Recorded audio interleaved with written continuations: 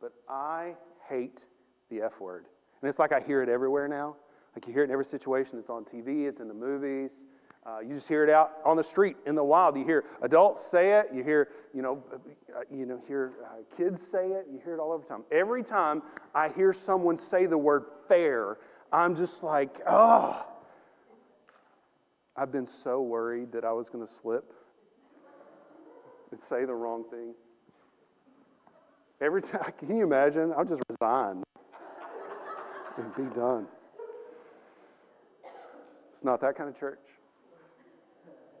Every time I hear the word fair, it drives me a little nuts. And we don't always say fair. Sometimes we'll say even, right? Or make it right.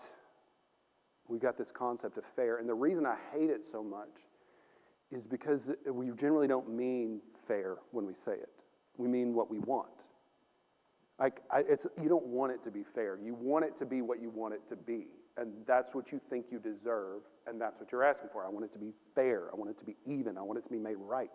And that word keeps people locked into some awful situations for their entire lives. It wastes lives. Waiting on fair.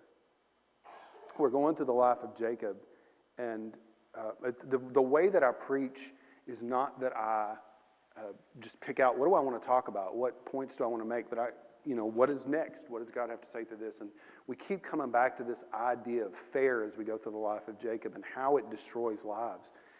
And where we're at right now in Genesis chapter 29 and 30 is we get the stories about Jacob's wives and how the concept of fair destroys them. It's not a happy story. It just completely destroys them. Where we've been, Jacob was born. He's the grandson of Abraham, the son of Isaac, who was almost sacrificed on the mountain. And they struggle to have kids. Isaac and Rebekah do, but God answers their prayer, and they have twins. And these twins are fighting from the very beginning. They come out, and our main character, Jacob, is born second by moments. He's hanging on to his twin brother's heel as he comes out. There's seconds. But because of that, he is the second born, and he gets less of what's offered. So he catches his brother on a really bad day. His brother's not a very smart guy, but he catches him on a bad day and ends up trading him for his birthright, takes advantage of him, and gets the birthright, the right of the firstborn. And then later on, Dad thinks he's about to die, which he's not. He didn't die for like another 30 years after that. But Dad thinks he's about to die, and he brings his favorite son, the oldest son, and says, I'm not just going to give you since you have sold the legal right, I'm going to give you the spiritual right. I'm going to give you the spiritual blessing. And Jacob and his mom come up with this plan to steal that blessing. And the result of that is he has to flee. He has to leave home. He gets everything he wants, but he has to leave. And on his way, he encounters God. And he encounters God, and God speaks to him and says, I'm going to keep my promise to your grandfather and your father. I'm going to keep it to you and through your line. These are the things I'm going to do with you. And Jacob gets almost everything wrong about God. Like everything that he thinks about God, the limitations that he places on God, what he thinks is responsible. But God still says, I'm going to use you in spite of your wrongitude. Like everything that you do wrong, I'm still going to use you. And from that point, Jacob seems to have really tried to turn things around. He gets to his tribal lands where all the family's from, about 500 miles away from where his mom and dad live. And he runs into his mom's brother, his uncle, and works for him for a little while. But then they set up this deal where, hey, I need to pay you for something. And Isaac says, well, I'm not married, and you have quite the good-looking daughter. So how about I can't pay you a bride price, so how about I work for you for 7 years? She's a high-value target. It's going to take a long time to get this bride price. Work for you for 7 years, and that'll be the bride price, and then I can marry her. And Uncle Laban says, that's a great plan. We'll do that. Works for 7 years. On the night of the wedding, Uncle Laban pulls a switcheroo and puts Leah in the tent instead of Rachel. He puts the weak-eyed woman instead of the beautiful woman in there. And Jacob just doesn't notice. For whatever reason, he doesn't notice, and he wakes up the next morning horrified. This is not the woman that he intended to be with that night. So he goes to Uncle Laban, he says, Uncle Laban, what'd you do? He's like, well, it's not our custom to marry the older before the younger. This could have come up earlier, but, it's not our custom. He says, tell you what, Work for me for 7 more years, and I'll just go ahead and let you, prepay that. We'll get this all worked out. I will give you the one you actually wanted. After you give my oldest daughter a honeymoon of a week, I'll give you the next daughter. You can marry her too, have a honeymoon, then you work for me for 7 years. Got 14 years where he's going to work with no pay except a woman he doesn't want and a woman he does want. And in that last half, we get some of the most miserable people that we've ever encountered. Because it's not just like we're going to make the best of this situation. It's we're going to make it fair. We're going to make it right. We're going to make it even. In Genesis chapter 29, verse 30, Jacob went into Rachel also. And he loved Rachel more than Leah. And he served Laban for another 7 years. And this is the cause of tension, because though he is married to both of them, he only loves one of them. And you get this situation where you've got one wife who is loved, and we'll find out in just a minute she can't have kids. And then you've got the other woman who is unloved but is able to have kids. She's like a rabbit.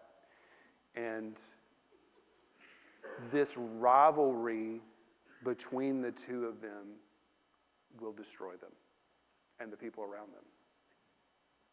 In verse 31, when the Lord saw that Leah was hated, he opened her womb, but Rachel was barren. There's a lot here, okay? First of all, this word hated is not what you think of when you think hate. Like when I think of hate, it's like love, but in the opposite direction. It's like it's the same kind of emotion, but it's turned the other direction. Like I hate that. Like my feelings towards AT&T, that's hate. But this is not the word that's used here. The word is sane. It's a Hebrew word, and it doesn't mean hated. It means just not cared about. Like I just don't care. There's no indication that he was abusive to her, that he was mean to her. He just doesn't care. He does not want to be married to her. And so he doesn't love her. He provides for her. He makes sure she has everything she needs. They get along well enough to have a bunch of kids, but he doesn't care about her. And that might be worse. That might be worse, because if your husband hates you, you just hate him back. But what if he just doesn't care? And that's her life, her whole life. And God, I think one of the most beautiful things about this story, and a story with not much beauty in it, is that nobody else cared about Leah. Her dad didn't care enough to not use her in his scheme. Her sister doesn't care enough to try to make things work in the relationship. Her husband just doesn't care about her because he's so fixated on her sister. And when nobody else cares, God cares. God saw that she was unloved by anybody. And God said, I'm going to help her. And he opened her womb, made her fertile. Now, does that mean that he disliked Rachel and made her unfertile? No, I don't think so. This family has trouble having kids. Like, you just go back for a ways. Just go back as far as we have records for. Abraham and Sarah could not have kids. Like, God had to get involved after decades to give them a kid. They could not have kids. And then you go to Isaac and Rebekah. When they finally had a son, it's Isaac, and they go to Rebekah. They couldn't have kids. And it goes on a long time until Isaac is just begging God, and God allows what's broken to be mended so that she can have kids. And then when you have, they actually do have kids, that's the only time they have kids, right? There are no more kids after that. They get the twins, which are enough, but they don't have any more kids. But even when they do have kids, she has an awful pregnancy. It's just a miserable pregnancy. So much so that she goes to God and says, why is this pregnancy so hard? This is a people, a family that struggles to have kids. This is a genetic thing. They struggle to have kids. So it's not that God went to their situation and said, you know what, this one's pretty and loved, I'm going to punish her. And this one is weak-eyed, whatever that means, and unloved, so I'm going to reward her. And I'm going to make her not have kids, and I'm going to make her have kids. The family doesn't have kids. They have a hard time having kids. So it's not a negative thing towards Rachel. He just says to Leah, I'm going to see you, and I'm going to help you. And the rest of what we're going to read today is all this like having kids. And so my sermons run long anyway, so instead of reading every verse about the kids, here's what I want to do as we go through this. Each kid comes with a statement from the mom about where she is emotionally in this whole process. And so instead of reading every verse, I want to share with you the kids and where they are emotionally as she has kids, and then a couple of things in between. So she has her womb opened by God, and Jacob goes into her, and she gets pregnant with the first kid. And we find the first kid in 32. It's Reuben. And this is what she says when Reuben is born. The Lord has looked upon my affliction, for now my husband will love me. Like she credits God with this pregnancy, but she's hoping that since his favored wife hasn't given him any kids, now she's given him not just a kid, but a male heir, which is really important to them. A male heir. He's going to love me now. Maybe he'll value me at least now. Maybe he won't love me. Maybe he won't look at me the way he looks at her, but he's going to care about me now. Doesn't work. She has her second kid, Simeon. In verse 33, this is what she said, the Lord has heard that I'm hated. This is the same word, just not cared about. God knows I'm not cared about, so he gave me a son. He has given me this son also. She gives credit to God, and this is a little bit ambiguous. Like, is she saying this boy is a comfort to me, or is it again that I've given him another son, so maybe he's going to love me this time? We don't know. But she credits it to God. She says, God is being kind to me. Nobody else loves me, but God loves me and has given me this gift of a son. Verse 34, she's popping these kids out. Verse 34, this time Levi is born. This time my husband will be attached to me because I have borne him 3 sons. She has given up on love.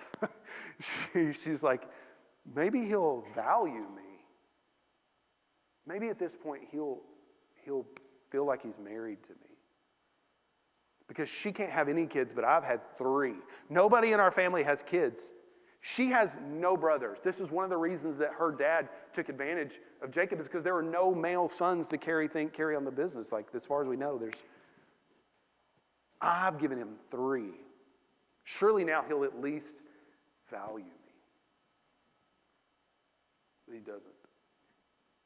And the 4th boy is born in verse 35, Judah. She said, this time, I'm just going to praise God. I've given up for the moment on my husband. I'm just going to praise God. Now, let me tell you something that's really cool about these children, these 4 boys. It's not cool, but the way it works out. Her firstborn son is Reuben. Reuben commits an offense against his dad, which we may or may not get to later. He commits an offense against his dad. And even though he's the legal firstborn, his dad takes that away from him as punishment. So it would go next to Simeon. But Simeon and Levi murder a village full of people because of provocation. They murder this group of people. They don't just murder the people that did things to them, but the entire group. And because of that, their dad says, Jacob says, look, y'all are causing me problems. You're out of the line of succession. You're not firstborn anymore. And the legal firstborn, the one through whom the promise of God will be fulfilled, is Judah. The 4th one, Jesus, is of the line of Judah. David is of the line of Judah. The one who inherits the promise of God is of the line of Judah. And I don't want to over-spiritualize this too much, but the children who were born out of a desire to win the affection of her husband, the children were born out of an alternative purpose, the children that were born as using God as a means to an end were all set aside because of their sin. But the one that was born and God was worshipped because of that is the one that it carries on the line of the Messiah.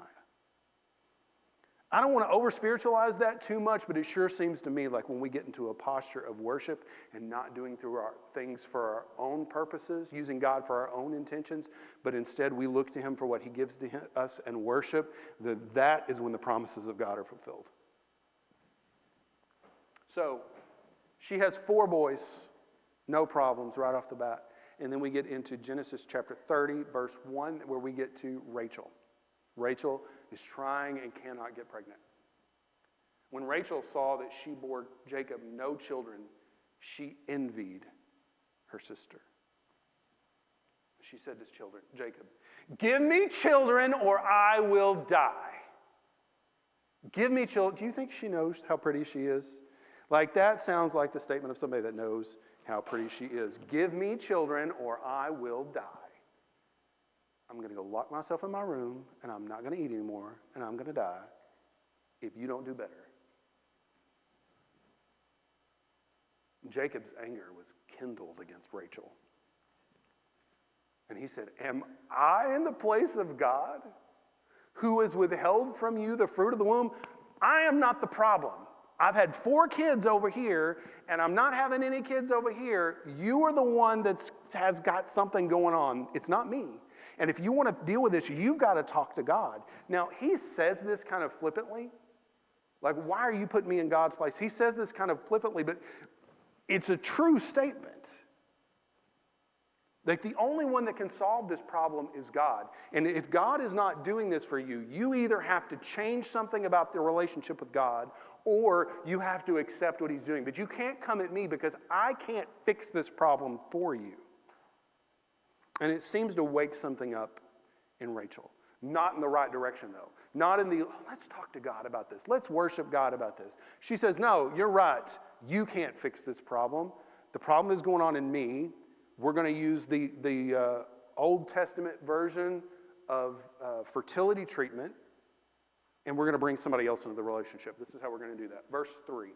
She said, "Fine, here is my servant, Bilhah. Go into her so that she may give birth on my behalf, that even I may have children through her." So she gave him her servant Bilhah as a wife, and Jacob went into her. Nobody learned from Grandma and Grandpa when they did this, right? Abraham and Sarah did this whole thing. Sarah couldn't get pregnant, and she says, "Get me pregnant." And he says, "I can't. I'm trying. I can't." And she says, "Fine. Go to my servant, sleep with her, get her pregnant, and that will legally be my child." And that is the way that it worked. Like, the property, these people were property. They belonged to that person. You use them as a surrogate mom, and then legally that was her child. But as soon as Hagar got pregnant, they started having problems. She's like, "Get rid of that woman. She's causing me all kinds. I can't believe you did this. I can't believe you did this." And Abraham's like, "You told me to do this." Nobody learns from Grandma and Grandpa, though. They bring in this woman, and I've got to say, like, the terminology here is wife, married, took her, those kinds of things. If a person cannot consent, if she doesn't get a choice in this, nobody is advocating for her. This is rape, okay? This is what this is. And they didn't view it that way, but that's what it is. And the mind-boggling thing about this, besides bringing another person into the relationship, the mind-boggling thing about this is that Bilhah was given as a gift to Rachel when she came. Why did he give her that gift? Because culturally, what was supposed to happen, it didn't really happen here, is that he was going to leave and go back to his family. And he's going to take her with her. And she has nobody left from her family. So he gives her a friend that works for her so that she, even if she's alone with this other group of people, even if she has nobody else, she has this person to be her friend and to be her companion. But the desire for fair, the desire to make things even, the desire to fix what was broken in any way possible leads her to take her closest companion, because she doesn't have her sister anymore, to take her closest companion and say to her husband, "Go in there and rape her so that I can have children. I don't care about her. I don't care about what she wants. I don't care about what this is going to do to her. Go to her and get me a child. Make it fair." And that's what fair does. It leads you to hurt the people closest to you because you're so angry that it's not what you think it ought to be. That you hurt the people around you to try to fix it. But it works. Now, we need to talk just a little bit about culturally what's going on here because we don't have those things. So is she a wife? Is she a slave? What is she? Well, in the culture, there's things that we would view together that they viewed separately, okay? There's a wife and there's a concubine. Now, the difference is they're both wives. Legally, they're both wives, but they're treated differently. The wife has somebody advocating for her. So your dad, your older brother, your uncle, your grandpa, somebody goes to the other family and they negotiate a deal, and that deal is enforced by your family. If they don't honor that deal, if they treat you badly, we're not going to the cops, right? This family is going to come over and hurt your family for not honoring that deal. Is going to take care of it. There's a negotiated deal. And so the woman may not have any say in what's going on. She may have some say in what's going on depending on the family. But she has people advocating on her behalf, theoretically. A wife is somebody that's a relationship that's arranged for a political alliance. It's for business. Maybe it's for love. If you get lucky, it might be about love in that situation, pretty rarely. But it's for a purpose, and there's another party that's ensuring that you're taken care of in that. There are divorce protections for a wife. Right? He can divorce her, but he has to do certain things legally to make sure that she's taken care of and to get that divorce. There's a bride price, which is supposed to be used to provide for her in case he dies. That's supposed to be the life insurance policy. Doesn't always work out that way. And the children are guaranteed an inheritance. No matter what happens, you cannot disinherit these children. You can move them around in the birth order, but you cannot disinherit them. A concubine is different. She's still a wife legally, but she doesn't have the same protections. So it's arranged for pleasure or for childbearing, right? Solomon had a bunch of concubines. Those were not for having kids. He was not having trouble having kids. Those were just for his pleasure. That's why he had those concubines. But generally it was for, you can't have kids, or we need more kids, so we're going to bring somebody else in. They were just treated like livestock to have more kids. There's no protections for them. Nobody else is negotiating because they're generally a slave or some kind of a servant that's being pushed into this by their master. So the same person is negotiating both sides of the deal. They don't have the protections. They're generally a slave, and the kids have a very low status. So what's going to happen in this is all the kids of the concubines are legally going to belong to the true wives, but they don't have the same legal status. What's going to happen is they're going to get whatever dad decides they're going to get. When you look at this down the road and you see all the kids that they have, there's three classes of kids. You've got the children of Rachel, who are the favored children. You've got the children of Leah, who are not favored, but they're still legitimate. And then you have the concubines' children, who are a step above servants, but a step below legitimate children. So when we look at this, and there's a lot of questions about why this is going on and what's happening. In this culture, there are wives and there are concubines. Now, what does God have to say about this? Well, what God said about this is that it's supposed to be one man and one woman, and he set that example in there. So why didn't God condemn it? Does the fact that they had concubines and multiple wives means that men today should have multiple wives and concubines? Well, first of all, Jesus has told us no. But the Bible is either prescriptive or descriptive. Sometimes the Bible is prescriptive, where it says you are supposed to do this. Think about it like a prescription from the doctor. The doctor says, go take this medicine, you go and take that medicine. It's prescriptive. The law is prescriptive. The instructions of Jesus are prescriptive. But then there are times when the Bible is descriptive. This is what happened. And just because it happened doesn't mean it was right, doesn't mean it was okay, doesn't mean it was what God wanted. So I want you to read this, and I want you to understand what's going on here, but I don't want you to assume that because people that God used did it, that it was okay. The way they treated these women was not okay. It's not acceptable. It's never endorsed by God. But this is what they did. And this was done out of a desire for fair. It was done as a desire to make it even, and it destroyed them. It destroyed these relationships. and it destroyed these people. But it works. Bilhah has the son Dan. In verse 6, God has judged me and has also heard my voice and given me a son. God has heard me and judged me. I'm right. She's wrong. He's supposed to be my husband. Finally, God has rewarded me through this really weird, contrived, abusive way. God has rewarded me for what I deserve. It's finally fair, and all it took was betraying my sister and destroying my marriage and bringing somebody else into the marriage that didn't want to be there. God has vindicated me. Me. They go again. I've got Naphtali, and then she says, with mighty wrestlings I have wrestled with my sister, and I have prevailed. I am winning because I have boys now too. God's not involved in this. It's all about making things even with her sister. Has another boy, Gad. Good fortune has come. At this point, I just don't know what to say about these people. Leah has Gad. This is not the child of Bilhah. This is the child of Leah. Leah gets back into the race when Jacob goes back to her and has Gad. And before, her responses were all about God and what he's done. It was an act of worship. But she has left that behind, and now it's about sister and even. Good fortune has come. Then she has Asher. It says, happy am I, for women have called me happy. I've had 6 boys. Surely, I'm the best. What other woman gets to have 6 boys and live through it?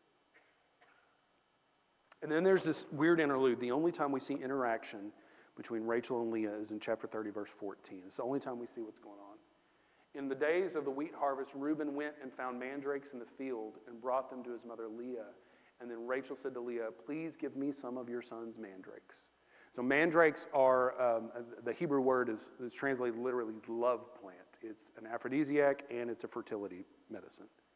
And so they're really hard to find. They only grow in spring. And so what's going on is Reuben is out. He finds them and he brings them back to his mom, Leah, who does not need them. She's plenty fertile on her own. Like, she does not need this stuff. So she brings it back. And Rachel finds out about it. So the only time that we ever see them talk to each other, she goes to her sister and says, please give me some of your son's mandrakes. Verse 15, Leah says to her, is it a small matter that you've taken away my husband? I don't think these women have spoken. I don't think they have spoken. Because she goes from, can I have some of those that your son found, to, is it a small thing that you have stolen my husband? Like, we're set. We're right on it. And it's been 10 years.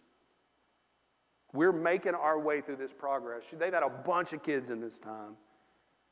Is it a small thing that you have stolen? You've taken away my husband. Would you also take away my son's mandrakes also? What is he going to do with them? They're valuable. So very likely what's going on is he's found some treasure in the field. And dad's rich, but he's not. So he's got something valuable. He gets to go sell them. He gets to have a little pocket money because, God blessed him with finding these things. She said, you stole my husband. And now you want to steal my kid's treasure? You want to steal the little bit of money that my kid has? That's not a small thing. How about you just stick with stealing my husband and not that? These women are not okay. And it has been years. Rachel says, I need these. You've had 6 boys. Servants have had 2 each. We're up to 10 kids, and I haven't had 1 yet. She said, tell you what, Jacob spends the night in my tent because she's the favorite one. And whenever he gets kicked out of the tent for whatever reason, or he has to go visit, then he goes somewhere else. She said, tonight, I'll send him to your tent tonight if you give me the mandrakes. Verse 16, when Jacob came from the field in the evening, Leah went out to meet him and said, you must come into me, for I hired you with my son's mandrakes. So he lay with her that night, and God listened to Leah, and she conceived and bore Jacob a 5th son. I have gotten the number of these children mixed up between Leah and the 2 servants. So if I mix that up, just understand I'm a fallible person. So that's how that worked out. She is now to her fifth son. The others were servants' kids. When Jacob came in the field in the evening, Leah went out to meet him and said, "You must come into me, for I've hired you with my son's mandrakes." She meets Jacob as he's coming in from work and said, "You're staying with me tonight." He's like, "Why am I don't stay with you. Like, I stay with Rachel. Like, why am I staying with you?" She said, "No, she rented you to me for the night. So you have to come to my tent." So he said, "Oh, okay." Like, I don't understand this guy. I don't understand what's going through his mind, but he's just like, happy wives, happy lives, I guess. Just whatever y'all worked out is fine by me. I'll stay with you tonight. And God listened to Leah, and she conceived and bore Jacob a fifth son. This boy she named Issachar. It says, God is giving me my wages because I gave me my servant to my husband. God has finally paid me what I owed. This worked out. I gave him the servant. I'm now having more kids. I took a little hiatus on getting pregnant, but now I'm back. I'm having kids. God is blessing me again. In verse 20, she has Zebulun. God has endowed me with a good endowment. Now my husband will honor me. We've gone from God, he will love me, he'll be attached to me, to maybe he'll just show me some respect. Now my husband will honor me because I have borne him 6 sons. And afterwards she bore Dinah and called her daughter and called her name Dinah. And she doesn't really matter. There's just, we got all these boys. We've got this girl named Dinah.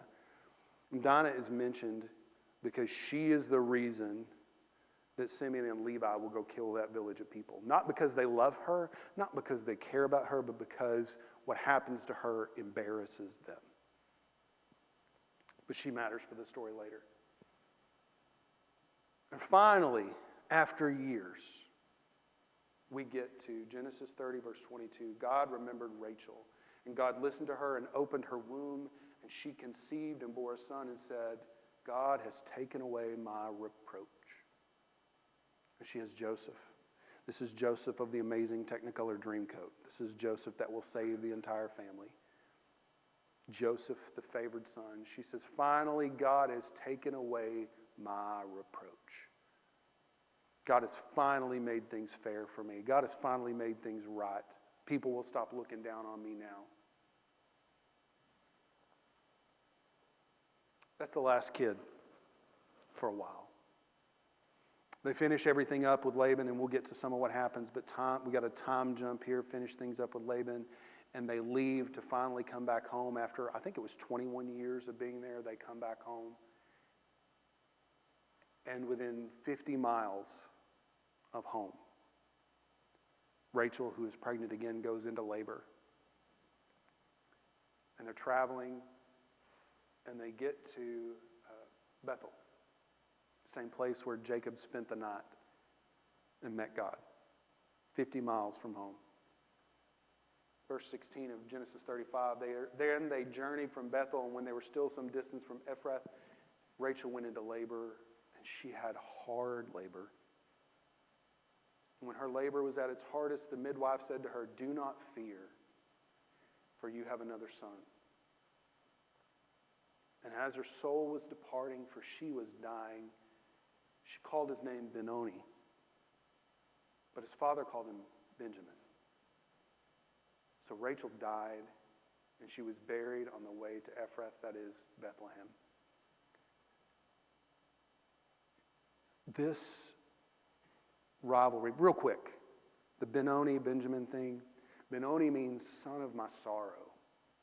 She cursed her son with this name. This boy killed me. And Jacob, when he hears the women tell him that this is what she named, he's like, we are not going to do that to this kid. And she changes the name to Benjamin, which means son of my right hand, son of strength. Instead of naming him a curse, he said she was strong enough to deliver this child, even though it killed her. This is the son of my strength. So he honors her and honors the boy instead of cursing him with that name. So that's what all of that is about. But the end result of this competition for fair and to make it right and to make it even leaves her dead, far from home. Leah lives, but she is never mentioned again. It seems like Jacob went into mourning for Rachel and he never came out of it. And these other 3 wives that he have, they're just deal with it. Right? Leah is only mentioned again when Jacob says, hey, I want you to bury me when I die. I want you to bury me in the cave where my grandpa, and my grandma, and my dad, and my mom, and Rachel, and Leah are buried. And that's the only mention she ever gets again. Her husband never loves her, never attached to her. The one that he did love had one child that she met and another child, and the labor of that child killed her. Their companions, that relationship, I can't imagine that it was ever okay again after what they did to them. And Jacob is in the midst of a group of women who are scheming for his love. And I'm assuming he just works later and later and later, so he doesn't have to come home. The children will not get along. The children will hate each other. Why? Because we just want it to be fair. We just want it to be right. We just want to make it even. And the result of that was misery and death for everybody involved. Maybe you identify with the story. Hopefully not the multiple wives and the renting a husband and those kinds of things. Hopefully that's not where you identify. But some of you identify with this desire, this overwhelming pursuit of your life of fair. It's not fair that she got that. It's not fair that they did this to me. It's not fair that he's getting to do this. And you're just get in the midst of a mess because somebody hurts you or somebody does something, and you just sit in the midst of the mess. And you spend your entire life in the midst of that mess, waiting on them to come back and make it fair, waiting on God to make it right. And you just sit there waiting on it to get better, and it never does. And the end result is misery and pain and destruction. Let me tell you some things about fair. First of all, you don't want fair.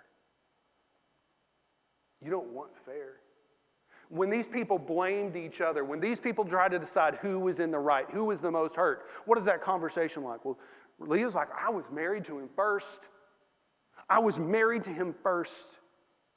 And I knew he loved Rachel. I know he loved Rachel. I can get that. But she stole him from me. It wasn't just marriage. She wouldn't share him even though he was mine first. She kept him for herself. She would not share, and I was left alone. Alone. She robbed me. And Rachel says, I was supposed to marry him. And she just keep having kids after kids after kids. And what do I have? But a husband that I can't take care of, that I can't fulfill with children. What do I have? And she's over there just ruining my marriage with her fertility. Can she not just take a break and let me catch up? Like, what is she doing?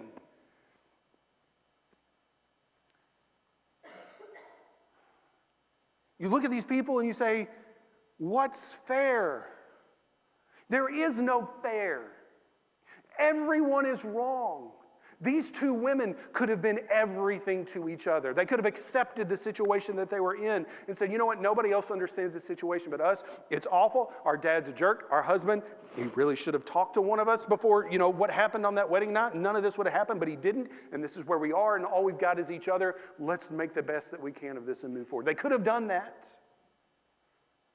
But instead, they waited on fair.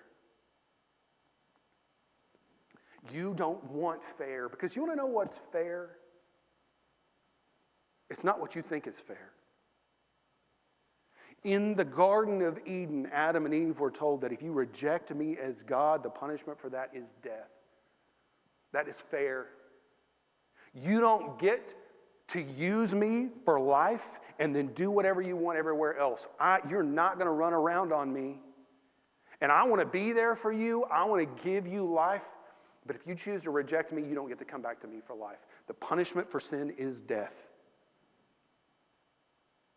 And if you get what's fair, if we start with what's fair, we're not even going to talk about your situation. We're going to talk about hell and death. That's what we're going to talk about.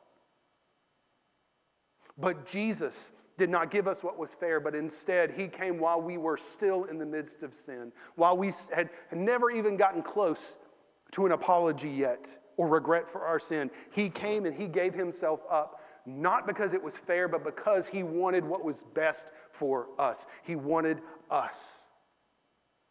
And he did not give us what was fair, but he gave us grace, undeserved favor. If we start talking about fair, we never even make it to your situation. We have to stay at the cross. And now we don't deserve that. If we went through and examined who did what, your pain, we're going to find out it's real. We're going to find out a lot of your pain is justified, but we're not going to find out that you were blameless in the situation necessarily. We're probably not going to find out that you did everything right in the situation. We're probably not going to find out that you deserve exactly what you think you deserve in the situation. So instead of fair, let's focus on grace. Extended to you and extended by you. Second, fair is not an excuse. Fair is not an excuse for you to hurt somebody else because you've been hurt. Fair is not an excuse to say, you know what, I've got to catch up with her, so I'm going to take this servant woman, the only companion that I have, and I'm going to use her for my gain. I'm going to put her through some mess for my gain. That is not an excuse. Your hurt is not an excuse for more sin. When you stand before God, you will not be judged with caveats, but you will answer for what you did, not what they did. Fair is not an excuse to do things that you would never otherwise do. But also, fair is not an excuse to disobey God. Maybe you're not the person, you're not going to bring somebody else into it, you're not going to go out of your way to hurt them, but you are going to disobey Jesus and what he says about how you should extend forgiveness. You are going to disobey Jesus and what he says about how you should love your enemy. Fair may not lead you to an excuse to do bad things, but it will lead you to an excuse to not do what you know you're supposed to. And fair is not an excuse. Finally, guys, I just want you to think about what happens if you actually get fair. Like we got this vision in our head about what's going to happen. Like one day they're going to come back and they're going to be on their knees begging and crying before us. Like, I can't believe they did this. I'm so sorry I did this to you. This is my fault. I did this. I'm so sorry. That's the best case scenario, right? And then we say to them, and it's kind of hard for them to see because our halo glows so brightly as we bend down and we reach out a hand to them. You would use your right hand, not your left hand, and you help them stand back up and you hug them, and you in your magnanimity show grace and kindness and forgiveness, and they're just in awe of how you're the better person. And let's say that happened. Let's say they came back and they did that, and they asked for forgiveness and they made it right. What changes about your life? Is the pain gone? Is the situation fixed? Is it all magically healed now? No. You just don't have an excuse anymore. The hurt and the brokenness are still there.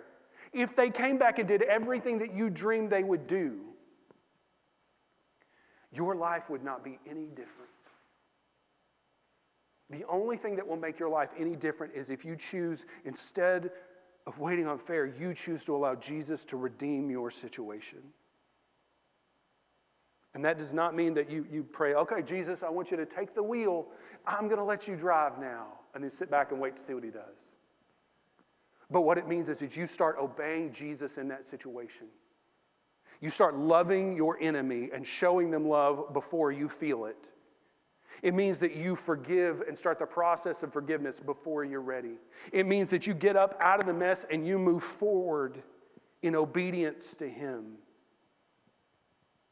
Because you got two options when it comes to the hurt and the pain that you're going through. You've got two options. One, you can sit in it and wait until they come back to make it right, which they probably aren't going to do, and if they do come back, it's not going to make it right. Or you can decide, you know what, I'm going to be like Jesus, and I'm going to extend forgiveness even before they come back to ask for it. Not for their sake, but for mine. And I'm going to get up out of this mess and I'm going to move forward. And it's going to hurt and it's going to be hard and it's going to be miserable. And I'm going to have a hard time doing this. But the only way I move forward is if I move forward. If I take fair out of my vocabulary and deal with reality as it is. If I stop waiting on fair and reach for grace. How different would this story have been if these women had said, you know what, we're both hurting and we both hurt each other and we've both been through this, but we're the only people that we have. So we're going to make this a happy home with the broken pieces that we have. How different would this story have gone? And how different would your life be if instead of waiting on fair, you did the same thing that you would tell them to do? This is not to minimize your pain. This is not to say your grief isn't real. It's not to say you don't have a right to hurt or to be angry. It's to say this. Are you going to accept that things are the way they are and move forward? Or are you going to stay in the pain, waiting on the mythological source of a cure that is never going to come? What will you do? Learn from these women. Learn from them. And reach for what is too late for them. Would you stand? Our Heavenly Father, I come before you right now, and I'm so grateful for this, Lord. I hate the pain that these women went through. I hate what they suffered. Reading their statements, we don't get a lot from them, but just reading the statements they made about their children, Lord, hurts. To see the pain that they suffered, the unfairness caused by their father, caused by their husband, caused by each other, Lord, to see the pain that they sat in for their entire lives just makes me sad. But Lord, their story is here. You've given us their story so that we would learn. And I ask that we would learn. That we wouldn't make their mistakes, we wouldn't repeat their mistakes, but we would see that fair is not a solution. That we would accept the grace that you've extended to us and cry out to you for what we don't deserve, and then turn around and extend to others. If for no other reason, then that's what's best for us. Help us, Lord, to be a people of grace and not fairness. Help us to be a people of mercy and not fairness. And let others know that we are the children of God because we make peace. It's in Jesus' name I pray. Amen.